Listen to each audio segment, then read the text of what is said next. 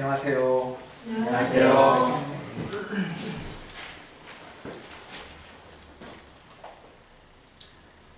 오늘 말씀은 사도행전 27장입니다. 사도행전 27장은 바울이 가이사랴에 구속되어 있다가 구금되어 있다가 며칠 동안 로마 법정에 항소하고, 그리고 그 항소에서 이제 이탈리아 로마로 이송돼 가는 이야기입니다. 가이사랴, 예루살렘 있죠? 예루살렘 주변에 있다가 이제 자기가 억울하다, 로마에 재판을 받겠다 이래가지고 로마 군인들과 더불어 이태리까지 가는 그 여정에 관한 이야기가 오늘 사도행전 27장의 배경입니다.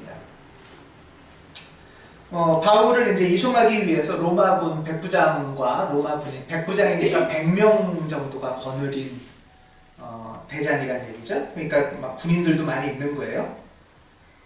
그 사람들이 이제 바울을 호송하고, 배 이름이 뭐 아드라무데노호라고 해요. 네, 발음은 참 어렵습니다. 성경에 이렇게 써있죠, 배 이름이.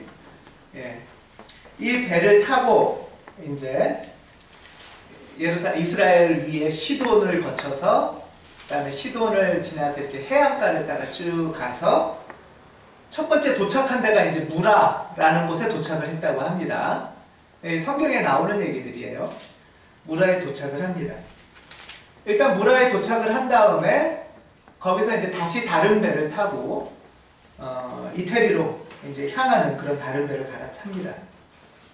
근데 그 다른 배를 무라에서 갈아타고 이제 가는데 바람이 막 엄청 불었나 봐요. 맞바람이 불어서 겨우겨우 항해해가지고 이제 그리스 반도 밑에 크레타 섬이라는 데 이제 도착을 한다는 얘기예요. 크레타 섬이 이렇게 있으면 섬 밑에 쪽, 남쪽에 항구 이름은 아름다운 항구래요. 항구 이름 자체가. 거기에 이제 겨우겨우 도착했다라는 게 이제 이 이야기의 시작이에요. 뭐 아시는 것처럼 2000년대의 배가 2000년 전에 배가 움직이려면 어떻게 움직였겠어요? 네, 바람이 제일 큰 동력이죠. 바람과 뭐 해류, 조류. 이것이 이제 가장 큰, 특히 바람이 제일 큰 동력이고, 노짓기는, 노의 힘은 아주 보조적인 수단이었을 거라고 해요. 그러니까 맞바람이 치니까 이제 맞바람이 치면 배가 거꾸로 가겠죠. 그러니까 앞으로 못 가는 거예요. 그러니까 겨우겨우 해가지고 이제 크레타 섬 남쪽 해안에 아름다운 항구라는 섬에 이제 도착을 합니다.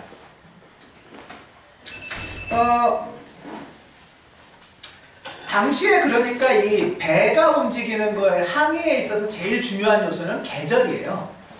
계절에 따라서 계절풍이 부는 거죠. 밑에서, 앞에서 불면 배는 가만히 있으면 자연히 뒤로 갈 거고, 뒤에서 불면 앞으로 갈 거고. 그게 당연히 이제 계절풍이 제일 중요한 건데, 그래서 당시 이제 지중해에서 항해를 할 때는 11월 달부터 9월 달부터는 사실 굉장히 위험한 시기랍니다. 태풍도 많이 불고 폭풍도 불고. 그래서 9월 달부터 되게 위험한 시기가 이제 시작이 되고요. 11월 달부터는 지중해 항해가 전면 금지된답니다. 그것은 아주 상식이래요. 11월 달부터는 배가 안 움직이는 시기예요. 그래서 11월 달부터 그 다음 해 3월까지는, 2월 말, 3월 초까지는 움직임이 완전히 없는 그런 상태입니다. 우리가 3월달을 영어로 뭐라고 하죠? 마치라고 하잖아요. 그것도 똑같은 말이에요. 9월달에서부터 로마 군인이 이제 멈추는 거예요. 겨울을 보낼 때에서 멈추고, 10월달, 11월달이 되면 이제 딱 멈춘 다음에 겨울을 그 동네에서 보내고, 2월달이 지나고 3월달이 되면 다시 로마군이 행진을 해간다. 그래서 3월달이 마칩니다. 네. 다시 움직이는 달이라는 뜻이죠. 3월달이. 그런데 오늘 9절에 보면은 금식기간이 이미 지났다라고 말을 해요. 이 금식기간은 유대인 절기인데요. 한 10월 5일경을 전후해서 10월 초순이 넘어가는 시기입니다. 그러니까 금식 기간이 이미 지났다 했으니까 10월 중순 정도는 됐겠죠. 이런 시기예요, 지금. 이런 시기에 지금 아름다운 크레타섬 밑에 아름다운 항구라는 것에 배가 도착했는데, 그런데 선장하고 선주가 여기에 그냥 머물면은 겨울을 보내기가 안 좋다. 좀 더 가자. 이렇게 지금 얘기를 하고 있어요.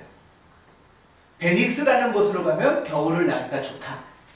거기가 그러니까 좀 위험해도 좀 더 가자. 지금 이제 선장하고 선주가 그렇게 얘기를 하고 있는 거예요. 이제 거기다가 아마 추측컨대 군인들도 지금 이 아름다운 항구라는 이 항구에 있는 것보다 베닉스로 가면 날씨도 좀 더 좋고 겨울을 머물면서 놀 것도 많고 안락하답니다.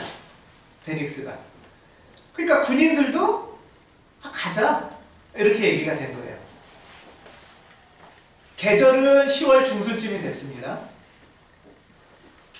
그런데 이제 선장과 선주, 군인들은 좀 더 가자 라고 얘기를 합니다. 자, 여러분 같으면 어떻게 하시겠습니까, 이때? 이제 그 사람들 그러겠죠. 아직 11월은 되지 않았지 않냐? 라고 얘기할 수도 있겠죠? 근데 이제 위험은 9월달부터 시작이 되는 거예요.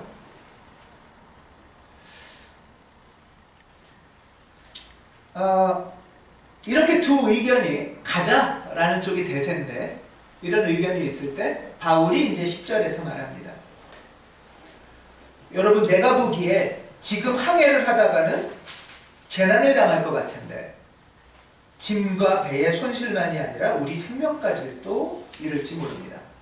라고 이제 바울이 얘기를 합니다. 성경에는 여기 바울이 충고했다라고 나오는데, 여기서 이 충고라는 말은 이렇게 뭔가 이렇게 대단하게 위해서 이렇게 하자 뭐 이런 의미라기보다는 환기하고 주의를 촉구한다는 뜻이에요. 자, 여러분, 다시 말하면 뭐냐면 이거예요. 자, 여러분, 정신 차리고 한번 잘 생각해 봅시다, 이 소리예요. 지금 여러분들이 가려는 이유가 뭡니까? 하고 물어보는 거예요. 이익입니까? 이익을 위해서 조금 더 가서, 선인장이나 선주는 위험해도 조금 더 가서 하면은 그 다음에 봄에 가려면 훨씬 더 이 항해 시일이 단축된다고 해요. 고기만 넘어가면, 위험한 고기만 지나면. 그래서 모험을 해보려는 겁니까? 또 군인들한테는 어쩌면 조금 더 편안하게 좀 안락하게 겨울을 보내보겠다고 지금 이 항해를 선택하려는 겁니까? 한번 잘 생각해 봅시다. 주의를 촉구하는 말이에요. 또 주의를 촉구한다는 이런 거죠. 지금이 때가 어느 때인지 우리 다시 한번 생각해 봅시다. 지금 10월 중순이 넘어가고 있는데 지금이 항해를 할 만한 때입니까? 다시 우리 한번 생각해 봅시다 하고 얘기를 하는 거죠. 뭐 9월쯤이라면은 한번 시도를 해볼 만도 하고요. 11월이라면 당연히 항해를 안 해요. 지금 10월이에요. 근데 10월 초선은 이미 지났어요.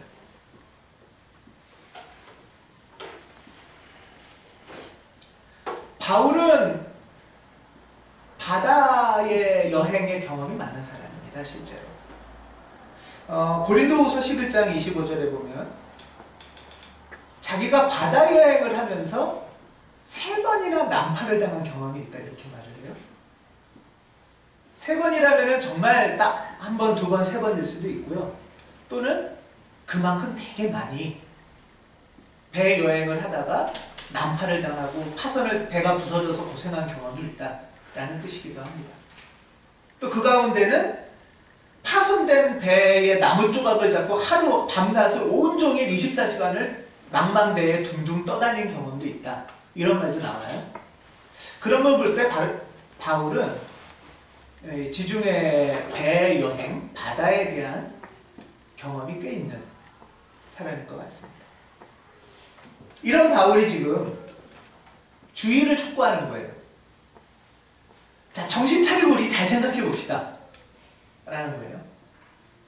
그리고 우리가 판단을 할 때 판단의 기준이 뭔가 한번 생각을 해봅시다라는 거죠. 내 이익으로 판단을 하는 건가? 아니면 내가 좀 몸이 좀 편해보겠다고 판단을 하는 건가? 아니면 지금 자연의 법칙과 절기에 근거해서 판단하는 건가? 우리가 흔히 하나님을 뜻을 찾고 하나님의 뜻을 분별하고 하나님한테 기도하고 묻는다는 가운데는 오해가 좀 있어요. 자연의 법칙을 어떻게 하면 어그러져 볼까? 그걸 무너뜨리면서도 어떻게든 내 강구나 뜻을 좀 요구해 볼까? 라는 게 기도로 오해할 때도 많이 있는데, 바울이 여기서 말하는 거는 지금 이 시절과 세상의 흐름에 주목하지 않는 여러분은 이유가 뭡니까? 한번 물어보는 거예요. 오히려 바울은 거꾸로 판단의 근거로 자연의 법칙이나 세상의 흐름에 대해서 눈을 뜨자고 지금 얘기를 하고 있어요.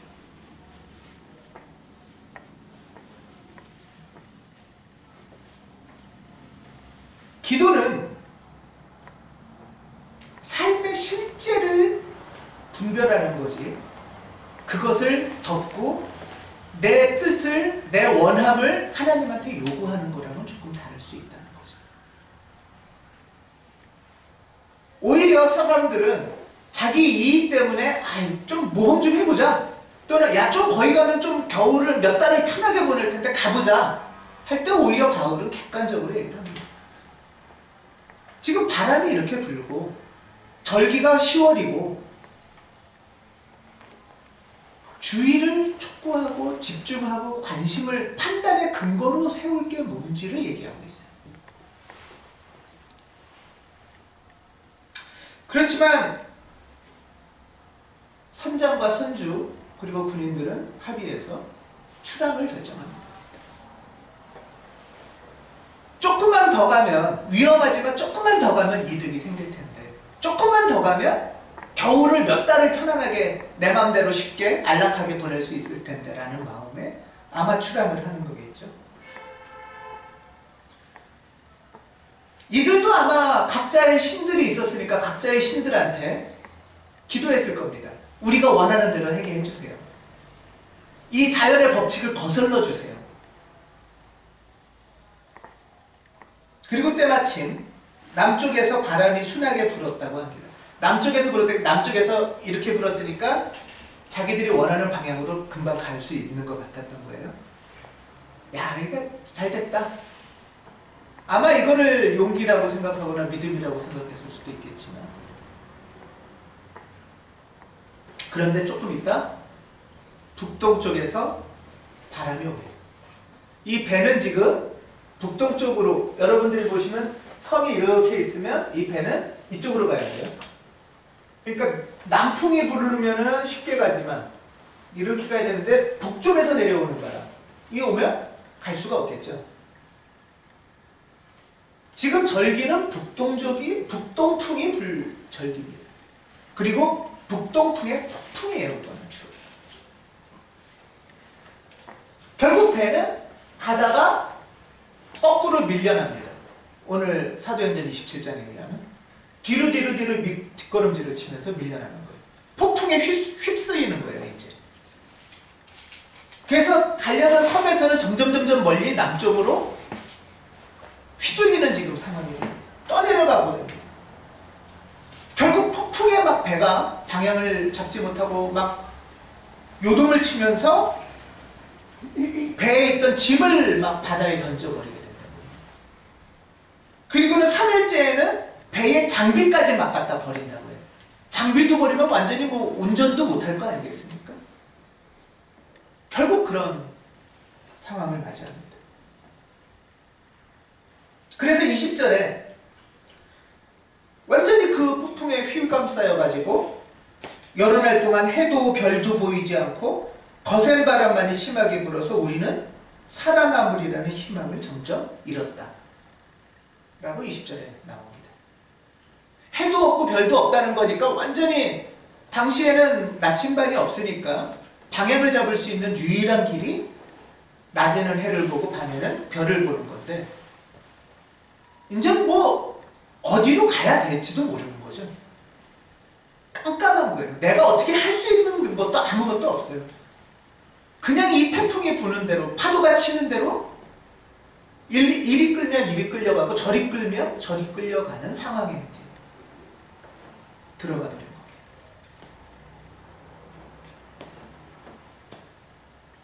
아무 할 수 있는 일도 없고 희망도 없고 살 길이 막막한 상황입니다.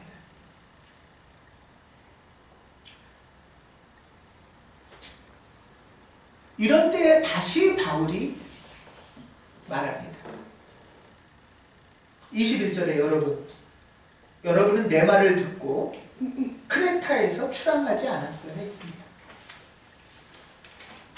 그랬으면 이런 재난과 손실은 당하지 않았을 겁니다.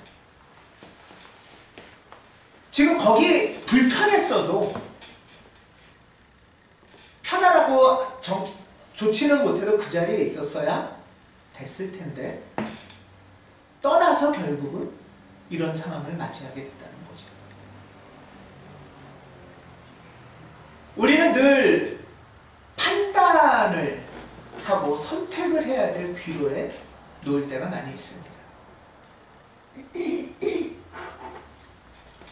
판단하고 분별하고 선택하는 것은 늘 우리 삶 속에 시험으로 다가옵니다.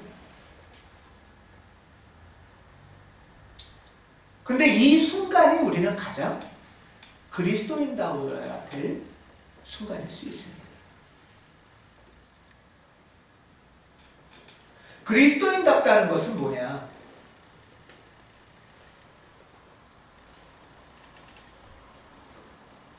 내가 판단하고 분별하고 선택하는 기준이 뭔가 생각해 보는 거예요. 우리는 누구나 정확한 판단을 하고 싶고 올바른 판단을 하고 싶은데 사실은 올바른 판단이나 정확한 판단을 하지 못하게 가로막는 장애물들이 있습니다. 이 사람들은 뭐였죠, 그게? 이 사람들도 사실 자연의 법칙을 다 알았죠. 9월 달에는 위험하고 10월 달 되면 안 되고 뭐 이런 거 다 알았는데 그거를 가로막았던 게 편안함이나 안락함이나 이익이었어요. 그게 눈앞에 장애물로 가리워져서 판단을 그르친 거죠.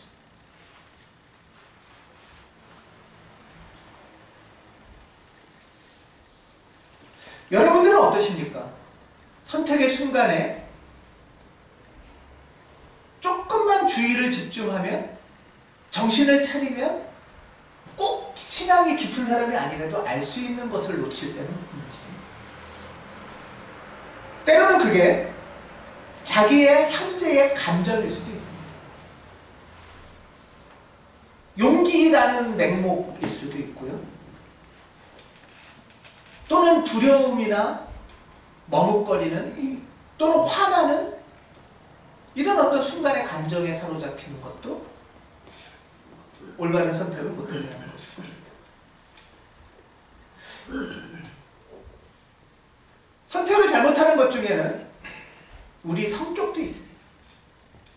나 성격이 원래 이래. 어떤 사람은 야, 그거 좀 천천히. 아, 나 원래 급해. 또는 야, 좀 이거 무마. 아, 나 원래 용감해. 또는 야, 좀 해야 되는 거. 아, 나 원래 머뭇거려. 그런 성격은 전혀 올바른 판단의 분별을 도움이 안 되는 거 아니겠습니까? 과거의 경험, 이것이 때에 따라서는 우리의 분별을 가로막기도 합니다. 옛날에 비슷한 상황에 그렇게 됐을 때의 아픈 경험이나 실패의 경험, 또는 그때의 성공의 경험이 언제나 내가 판단을 하게 하는데 앞서게 하는 것일 수도 있습니다. 여러분들은 어떠실지 모르겠습니다. 내가 판단을 하는데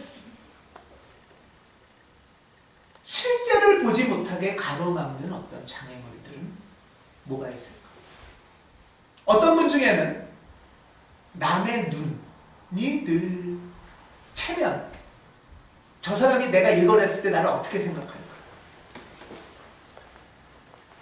라는 것이 올바른 분별력을 가로막는 것일 수도 있습니다. 내가 이렇게 한다면 뭐 무시하지 않을까? 찌질하다고 하지 않을까? 어리석다고 하지 않을까? 선택의 순간에 바울이 충돌했다는 것은 주의를 환기했다는 거예요. 자, 우리 다시 그런 것들을 좀 치우고 실제를 한번 봅시다. 라는 얘기예요.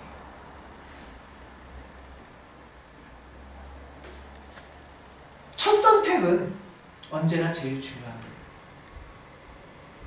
바울이 지금 얘기한 것처럼 그때 떠나지 않았으면 이런 일이 일어나지 않았을 텐데. 이 선택의 시기는 열린 마음으로 상의를 하고 하나님께 기도하고 공동으로 분별해야 되는 시기입니다. 기도는 이 분별을 할 수 있도록 장애물을 치우는 과정이에요. 내 성격이, 내 감정이, 또는 눈앞의 이익이나 내 편안함이, 체념이, 게으름이, 또는 남이 어떻게 생각할까봐가 늘 실제를 못 보게 하는 장애물이 된다면 그것들을 치우는 과정이 기도입니다. 기도라는 게 거창하게 하나님으로부터 뭐를 팍 들어온 게 아니었잖아요. 지금은 바울은 지금 누구나 다 아는 사실 아니냐. 지금 10월 중순이다. 여기에 무엇보다 중요한 건 이거 아니냐라고 얘기를 하는 거예요.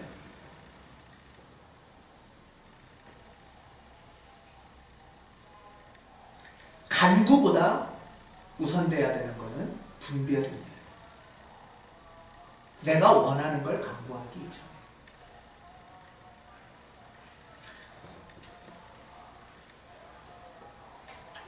오늘 이 선원들은 그런데 도박을 했죠.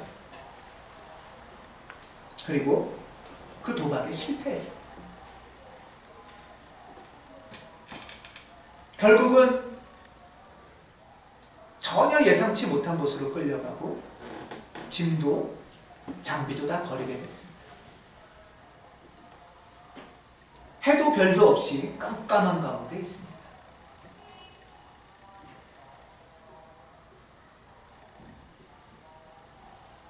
그러나 여기서 끝은 아닙니다. 첫 선택이 잘못됐다고 해서 모든 것이 끝이 난 건 아닙니다. 27장 21절에 이어서 22절에 보면 그러나 이제 나는 여러분에게 권합니다. 기운을 내십시오. 이 배만 이를 뿐 여러분 가운데 한 사람도 목숨을 잃지는 않을 것입니다. 21절에 이어서 22절에 바울은 말합니다. 새로운 기회, 이것이 하나님께서 우리에게 주시는 자비로운 은총입니다. 하나님은 우리에게 다시 기회를 주십니다. 다시 말하면 선택의 기회가 다시 생기는 겁니다. 이때 다시 선택을 해야 되는 거예요. 방금 전에 21절에 바울이 거봐 내가 그때 가지 말자고 했잖아 라고 한 거는 손가락질하고 비아냥대려고 했던 얘기가 아니에요.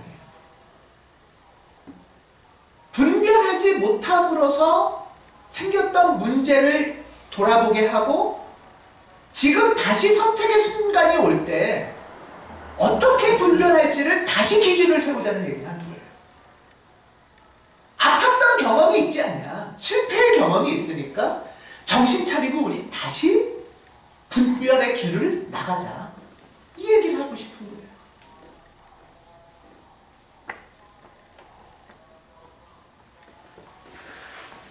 지금 22절에서 바울은 이렇게 말합니다. 이 배만 잃을 뿐 우리 목숨을 잃지 않을 것이다. 거꾸로 말하면 이 배는 잃게 된다는 겁니다.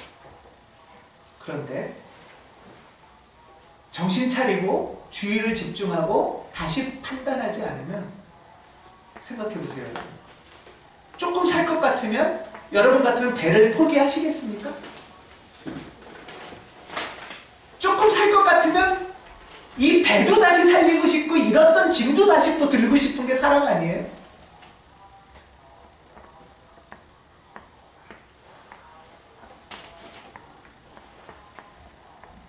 첫 번째 선택의 잘못은 배를 잃는 겁니다. 이제 두 번째 선택의 기회가 왔어요. 그럴 때 배를 포기하더라도 목숨을 선택할 순간이 되는 겁니다.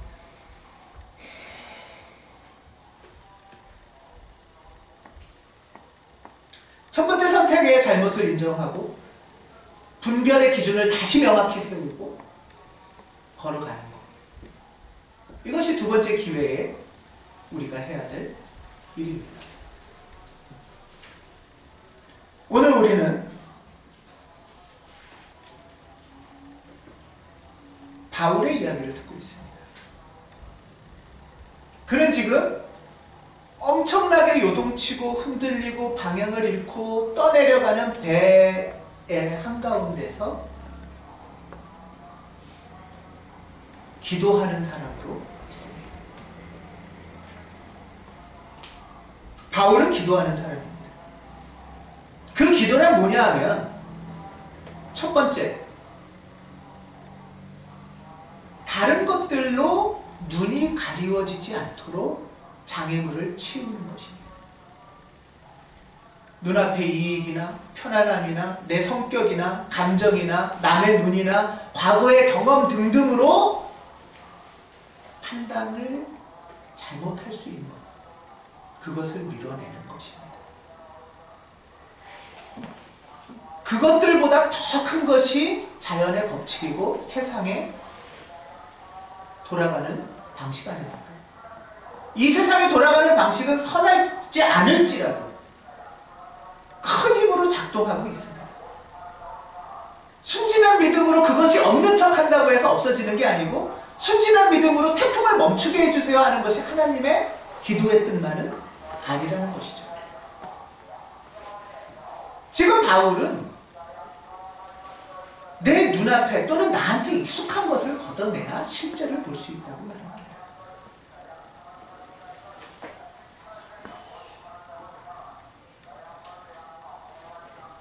그리고 바울은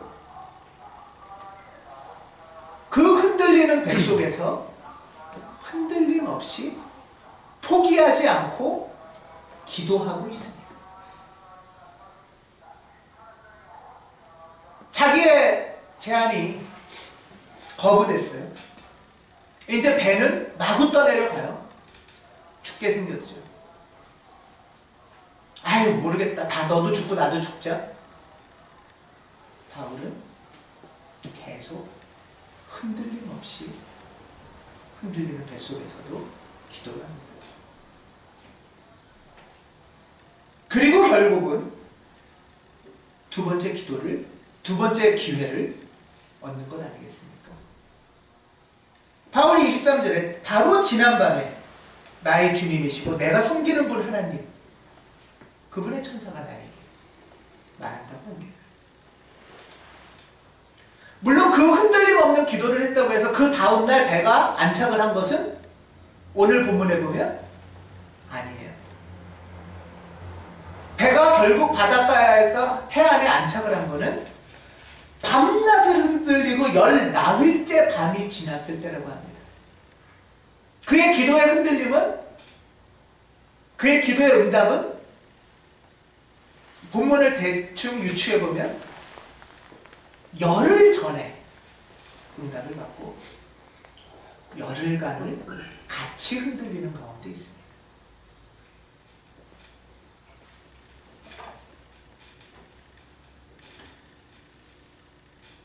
분명히 하나님의 뜻 안에서 분별하고 판단하고 응답을 받는다면 흔들림 없는 걸음이 있어야 될 거라는 생각을 해봅니다. 그리고 나서 드디어 27장 후반부에 가면 약속의 때가 됩니다.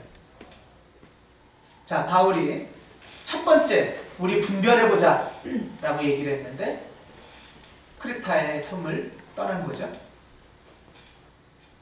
그리고 사흘쯤에 바울이 하나님이 다시 우리에게 기회를 줄 것이라고 얘기합니다. 그리고서도 열흘이라는 시간이 밤낮으로 흔들린 후에 14일째쯤 되는 날에 드디어 약속이 실현됩니다. 자, 여기서 한 가지 더 생각할 게 있습니다. 하나님께서 은총을 주셔서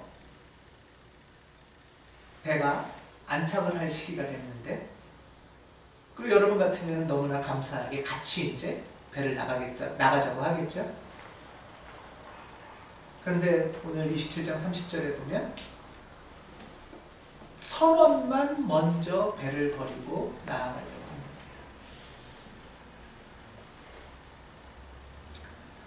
그런데 선원들이 배를 버리고 달아나려고 이물에서 닻을 내리는 척하면서 바다의 바닷가를 풀어내렸다고 합니다.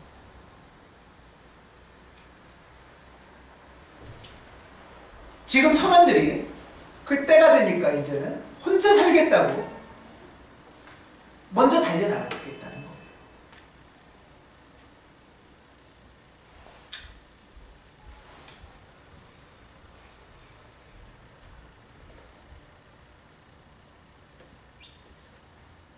여기에는 지금 분별도 없고 또 판단도 없고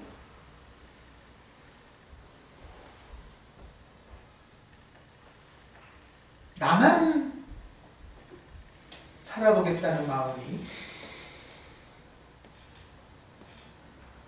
뭐 세월호 선언이든 이 나라의 정치 지도자든 어떨까 하는 생각을 해봅니다. 그런데 저는 다른 사람을 판단하기 전에 사실 교회가 오늘날 이렇게 조롱을 받은 게 바로 이 태도 때문이라는 생각을 합니다.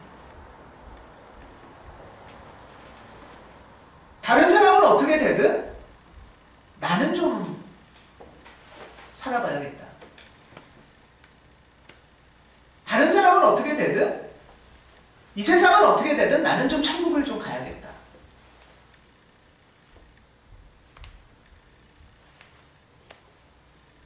다른 사람이 천국을 못 가는 거에 대한 안타까움이나 이 땅에 아픈 사람들이나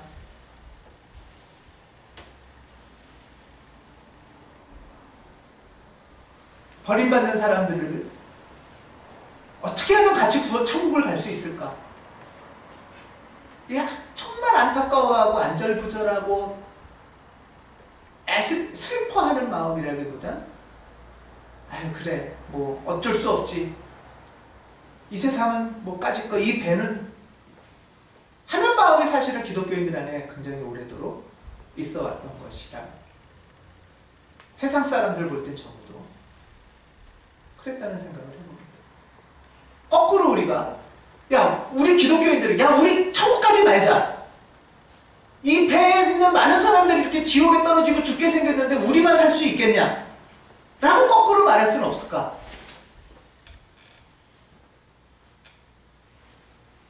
우리 천국까지 갑시다. 차라리 이럴 바에는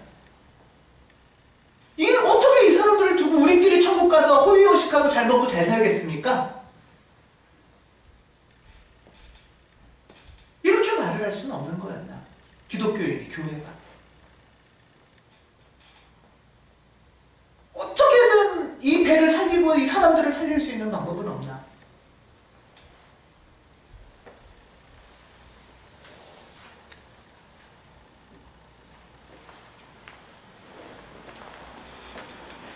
바울은 오늘 선원들의 배를 버리고 자기네끼리만 살아내려는 선원들의 선택과는 좀 달랐습니다.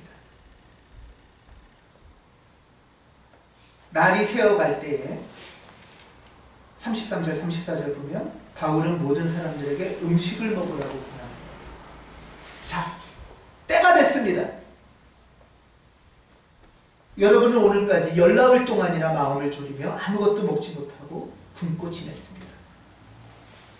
그래서 나는 여러분에게 음식을 먹으라고 이제 권합니다. 때가 됐습니다. 힘을 냅시다.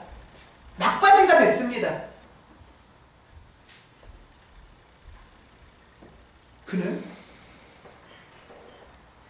그가 탄 배는 공동의 운명체라는 걸 인정했습니다. 그리고 그 배에서 바울은 위로자였고 지도자였습니다. 같이 살아야지 라는 게 바울의 마음입니다. 우리가 사는 이 세상에 같은 배 아니겠습니까? 우리 이 지구가, 이 남한 사회나 우리 교회나 이 동네나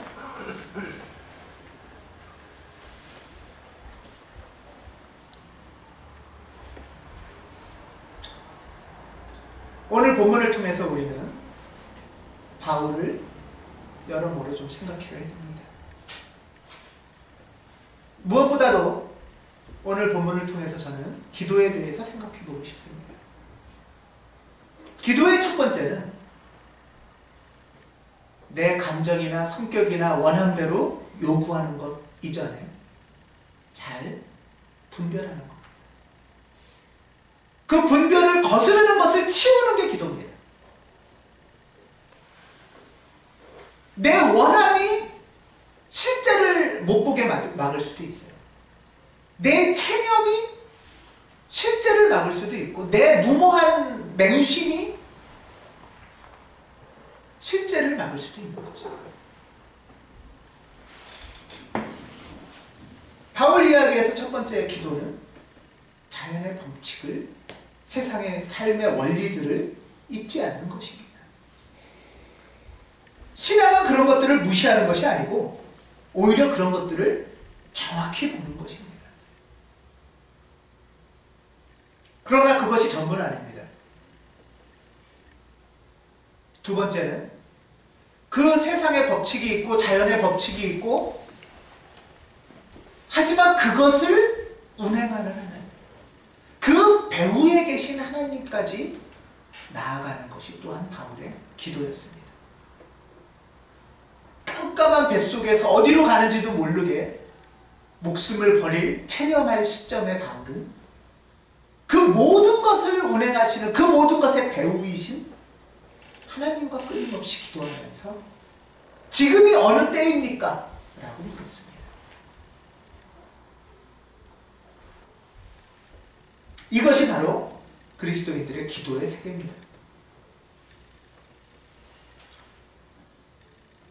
이 세상은, 그리고 우리의 삶은 광풍에 휘둘리는 배 한 척과 같을지 모릅니다.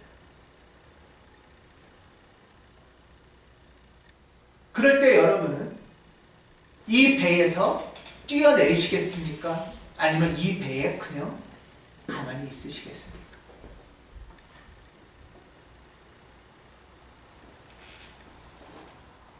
무모하게 섣부르게 뛰어나갔다가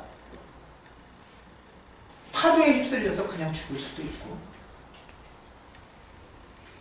나는 원래 물을 싫어해, 아니 나는 그냥 이게 지금 차라리 편해, 내 성격이 원래 그래, 가는 데까지 끝까지 가는 게 내 성격이야, 이러면서 배에 끝까지 머물러 있다가 배와 같이 가라앉을 수도 있습니다.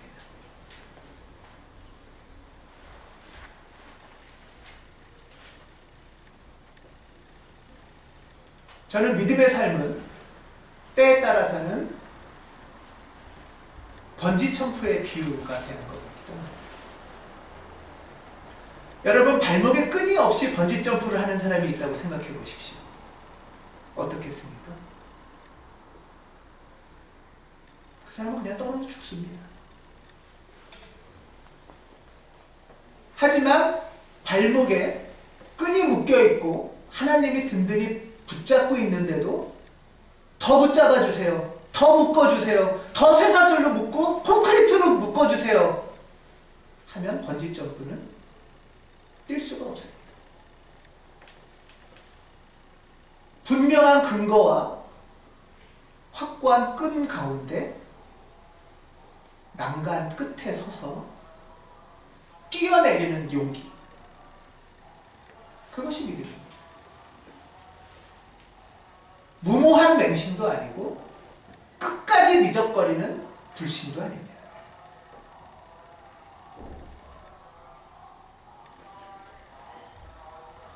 그런 면에서 우리는 기도 가운데 분별하는 사람이 되어야 합니다. 우리 뱃속에서 많은 사람들은 우리의 기도의 응답을 기다리고 있습니다. 이 기도 가운데 세상의 법칙과 자연의 법칙을 분별하고 또 그 법칙을 넘어서는 하나님의 은총의 길을 분별하고 듣는 것, 그것이 내가 살고 우리가 사는 길입니다. 판단하고 분별하고 하나님의 뜻을 깨달아 행동하는 그런 우리가 되기를 주님의 이름으로 간구합니다. 아멘. 기도하겠습니다.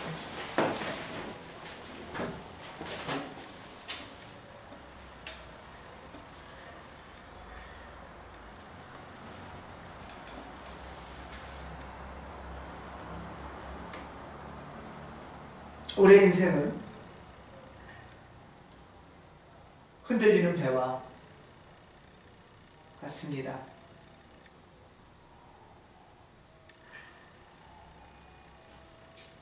그 가운데서 과거에 무모한 추락으로 아팠던 경험들도 있습니다. 이제는 그것 때문에 겁이 나서 아무데도 못 가는 우리 모습을 또 발견하기도 합니다. 주님, 다시 우리에게 세상을 보는 눈, 자연을 보는 눈, 명료한 눈을 허락해 주십시오. 또한 거기에 머무는 것이 아니라 그 모든 것을 이끄시는 하나님, 그 모든 것의 배우이시고 모든 것을 초월하시는 은총의 길도 발견하도록 도와주시옵소서. 때에 따라서는 해도 달도 별도 보이지 않는 깜깜한 가운데 우리가 있기도 하고 많은 사람들이 서 있기도 합니다. 주님, 우리에게 흔들리는 뱃속에서 흔들리지 않는 기도의 사람이 되게 붙잡아 주시옵소서. 주님의 뜻으로 우리의 뜻을 세워주시고 주님이 밝히시는 빛 가운데 두려움 없이 머뭇거리거나 체념함 없이 행동하는 용기도 허락해 주시옵소서. 주 예수 그리스도의 이름으로 기도드립니다. 아멘.